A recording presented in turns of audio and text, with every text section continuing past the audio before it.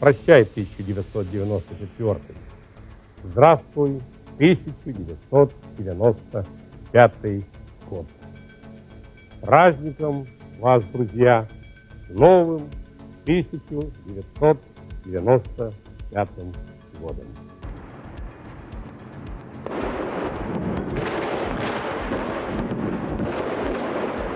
Операция очень и очень тщательно подготовлена. Скажем, если 38 снайперов, то каждому снайперу определена цель, и он все время видит эту цель. Она цель перемещается, и он глазами, так сказать, перемещается постоянно. Вот таким образом. В общем, имейте в виду, все, война закончилась. Мятежников вы разгромили, уничтожили банды. Ну, так, по мелочам, конечно, они еще бегают, по мелким. Но вчера Индербеев в Москве при мне подписал все о прекращении всяческих военных действий.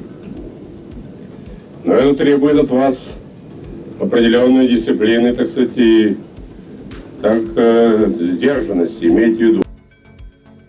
Нам не надо упираться. Надо совместную группу, мы договорились, создать, чтобы они сели и этот документ, этот договор вместе подготовили. Что-то, если эта группа о чем-то не договорится, как помните, было у нас с Шаймиевым, Татарстаном. Вот. Мы в конце сели вдвоем с Шаймиевым и в конце концов разрубили эти вопросы. Так и мы со Славом Андреевичем. Эта группа что-то подготовит, что-то у них там не будет выходить. 1, 2, так сказать, 3 вопроса. Мы вдвоем сядем, и я думаю, что мы решим. Я, по крайней мере, готов идти на эти шаги. Готов. Просто так упрямиться, упираться нельзя.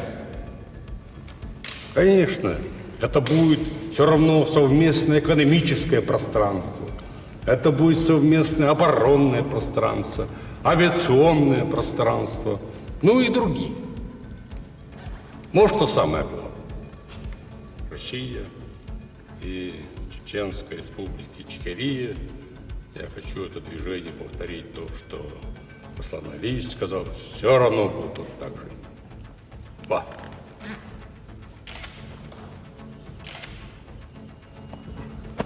Мы подписали сейчас с президентом Чеченской республики, Республики Ичкерия, мирный договор. Мирный договор, которому предначертано иметь историческое значение, поскольку ставится точка 400-летней давности, когда шла все время какая-то война, неуверенность и так далее целого народа. Мы ставим точку, что будем решать мирным путем все наше сотрудничество. В общем, это имеет договор огромное значение. Важно не сколько пунктов там, так сказать, 20-30, не в этом дело. Тут один пункт. Мирный договор. Прямая обязанность власти защищать конституционный строй. А это не только основы политической и экономической системы. Это прежде всего права и свободы граждан. Вот почему мы обязаны твердой рукой пресекать правовой беспредел. Тяжелый пример у нас перед глазами. Чечня. Там бандиты и террористы держали в страхе целый народ, прикрываясь лозунгами национальной и религиозной независимости. Пытались возродить дикое средневековье. И потому наш прямой долг защитить российских граждан, восстановить закон и порядок на этой земле.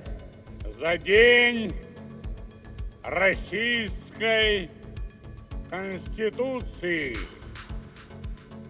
за мир и порядок на нашей земле, за престиж и достоинство нашей великой державы.